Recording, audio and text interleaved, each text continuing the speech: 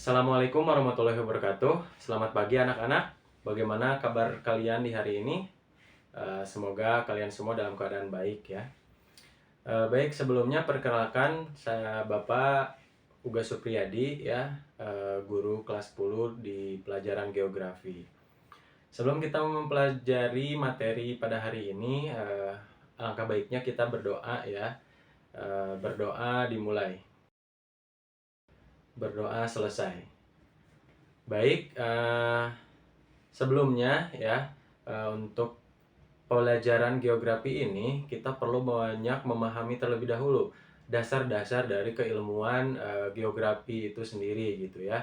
Nah, apa sih itu geografi seperti itu? Kita lihat ya di eh, layar di depan, kita akan mempelajari materi pelajaran geografi yang pertama, yaitu tentang pengetahuan dasar geografi.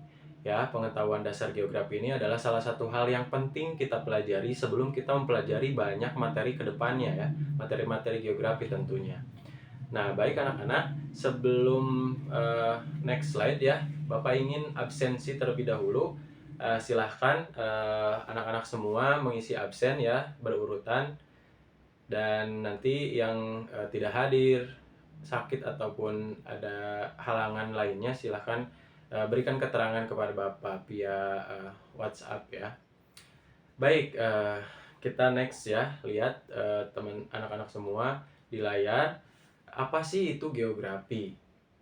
Nah, coba dari pertanyaan ini akan mengasah kita untuk berpikir gitu, apa sih itu geografi gitu ya, apa sih itu ilmu geografi.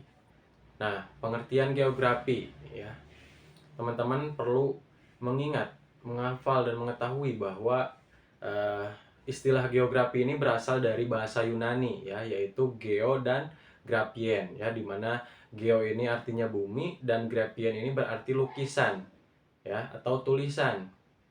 Sehingga secara bahasa ya atau secara sederhana, geografi ini dapat didefinisikan sebagai ilmu yang menggambarkan atau mendeskripsikan tentang bumi. Seperti itu ya. Selanjutnya ada definisi geografi secara luasnya ya. Secara luas, ilmu yang mempelajari atau mengkaji segala fenomena yang ada di permukaan bumi ya. Jadi segala fenomena apapun yang terjadi di permukaan bumi ya. Secara seperti penduduk, kemudian flora, fauna, batuan, iklim, tanah, air, interaksi yang terjadi antara fenomena tersebut juga merupakan salah satu bagian dari keilmuan geografi itu sendiri. Ya, dipahami semuanya? Selanjutnya, nah, tentu dalam keilmuan geografi ini perlu dan mesti memiliki objek studi dan aspek geografi itu sendiri. Nah, ada beberapa objek yang menjadi kajian ya di dalam geografi. Di dalamnya ada objek material dan objek formal. Yang mana objek material ini berkaitan dengan litosfer, biosfer, atmosfer, hidrosfer, dan antroposfer. Ya, jadi seperti biosfer di mana objeknya itu adalah makhluk-makhluk yang hidup di permukaan bumi seperti manusia, hewan, kemudian tanaman ya, dan interaksi di antara mereka. Kemudian litosfer ya, lapisan atmosfer, kemudian hidrosfer perairan, baik itu danau, air lautan ya, pantai, sungai. Kemudian objek formal. Nah, objek formal itu apa sih? Nah, anak-anak perlu memahami bahwa objek formal di dalam geografi itu adalah cara pandang ya atau pendekatan dan berpikir terhadap gejala yang ada di permukaan bumi. Gejala tersebut itu baik berupa keadaan fisik maupun keadaan sosial. Selanjutnya, kita masuk ke aspek-aspek geografi.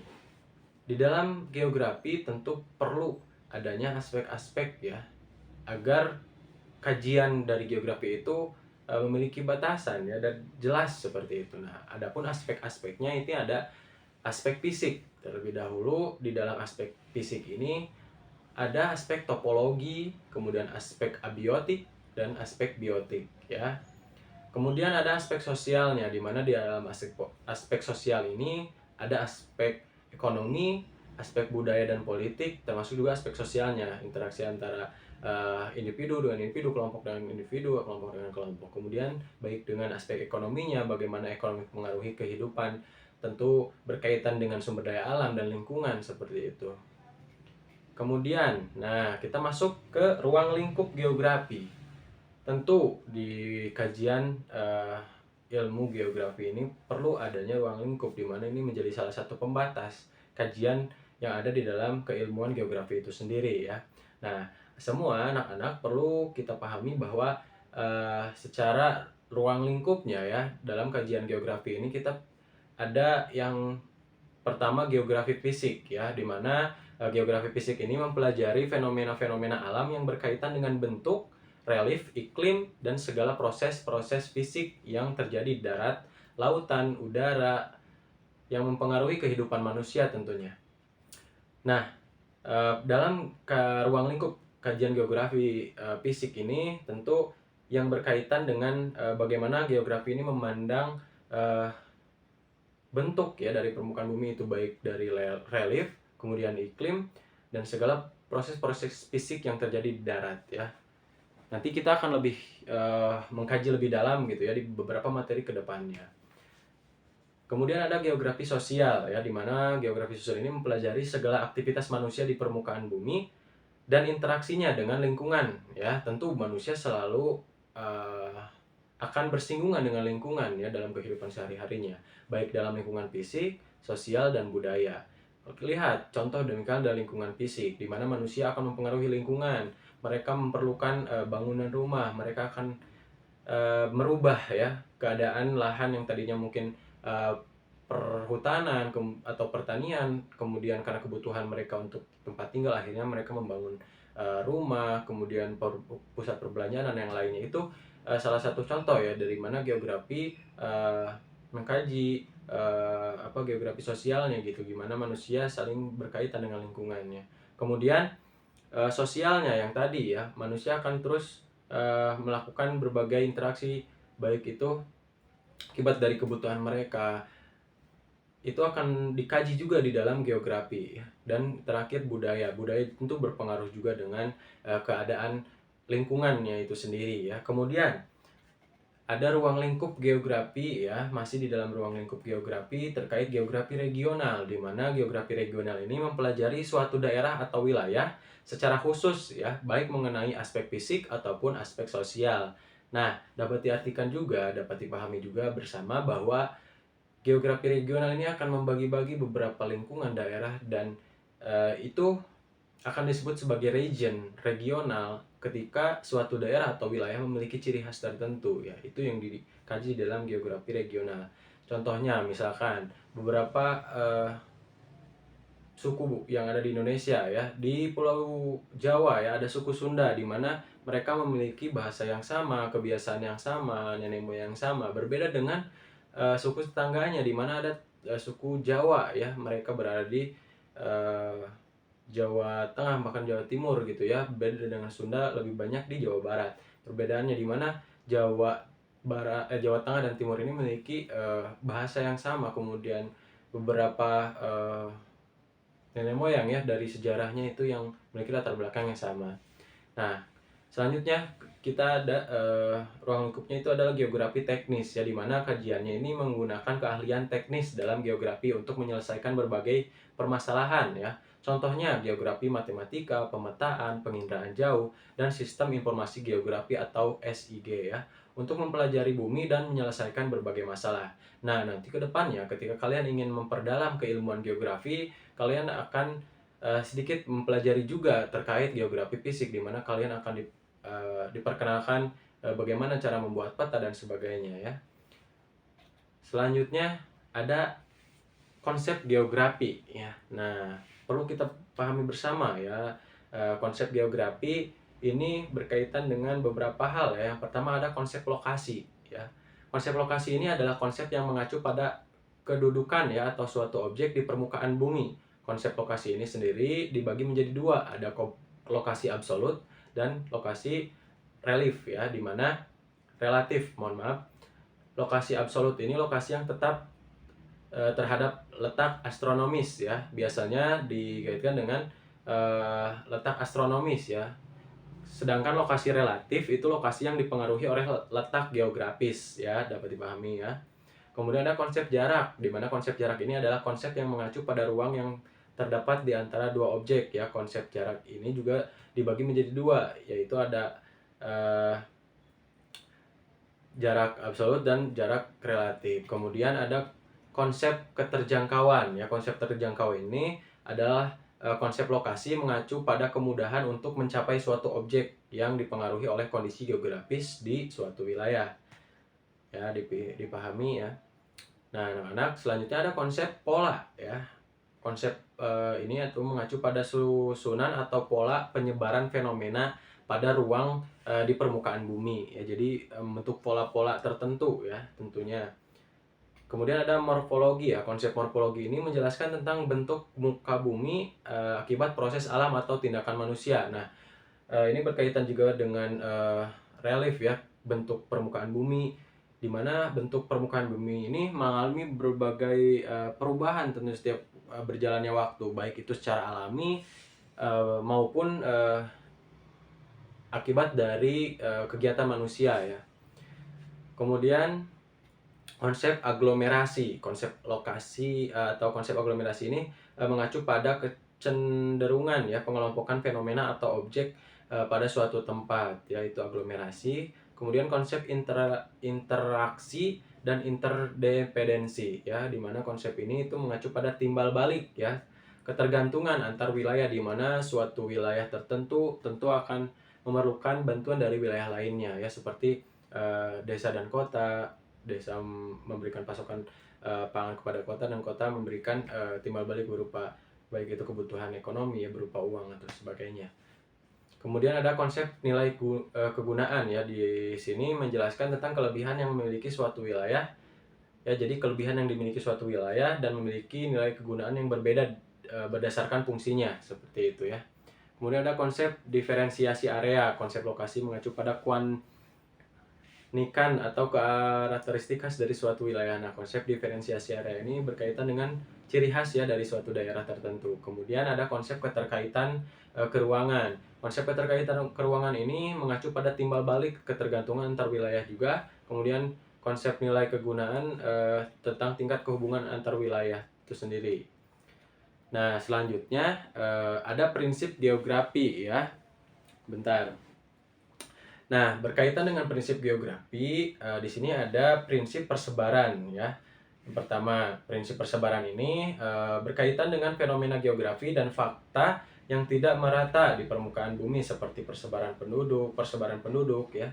Kemudian ada prinsip interrelasi yang mana berkaitan dengan hubungan timbal balik antara fenomena yang satu dengan yang lainnya.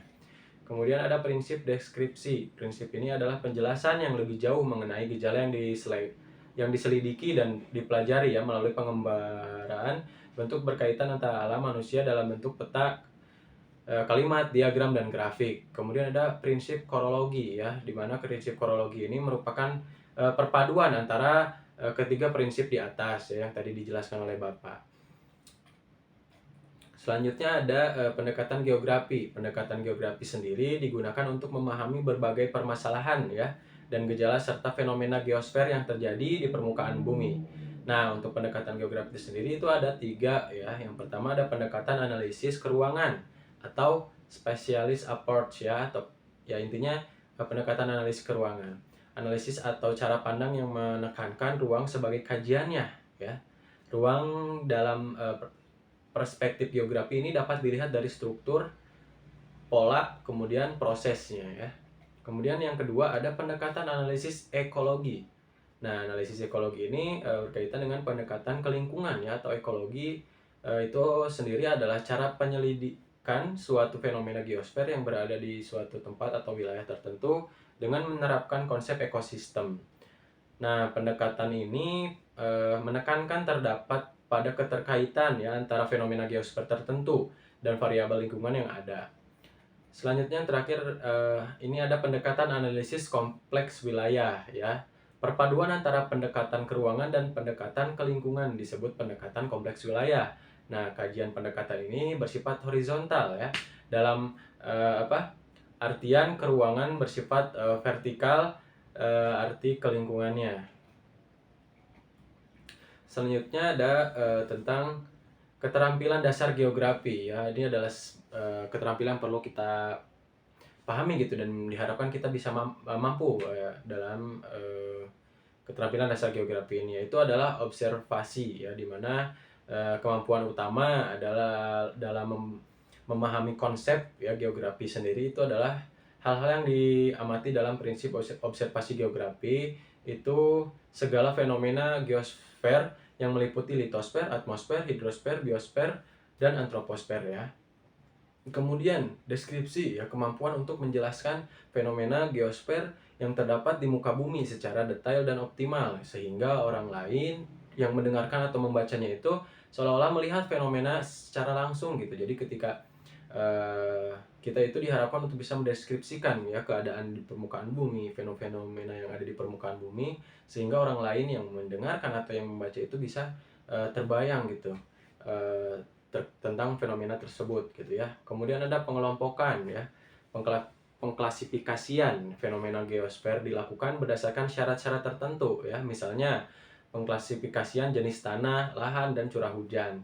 Kemudian prinsip klasifikasi ini juga digunakan untuk melakukan analisis terkait interaksi antar fenomena. Nah, selanjutnya ada pemetaan ya. Pemetaan ini adalah seorang ahli geografi sudah pasti harus mampu membuat dan membaca peta dengan baik ya. Nah, nanti kita diharapkan bisa membaca dan mendeskripsikan ya, menjelaskan tentang peta gitu ya, sebuah peta.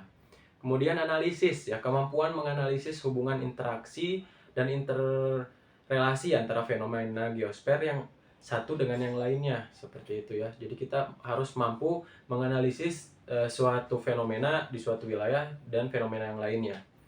Nah, itu saja mungkin ya penjelasan beberapa materi awal atau dasar dari pengetahuan dasar geografi. Selanjutnya, apabila anak-anak semua kebingungan atau ingin bertanya, silahkan nanti Bapak berikan tempat ya untuk bertanya. Nah, nanti Bapak akan jawab ya semaksimal mungkin. Bapak simpulkan saja sedikit ya mungkin terkait materi pengetahuan dasar geografi. Ini intinya merupakan pengetahuan dasar yang harus kalian pahami sebagai landasan untuk mempelajari materi-materi geografi selanjutnya, sehingga kalian bisa lebih paham dengan mudah ya materi-materi selanjutnya. Jadi nanti absensinya diserahkan ke Bapak ya. Baik, selanjutnya kita tutup pembelajaran kali ini dengan membaca hamdalah bersama-sama. Alhamdulillahirrahmanirrahim. Terima kasih atas perhatiannya. Wabillahi taufiq wal hidayah. Wassalamualaikum warahmatullahi wabarakatuh.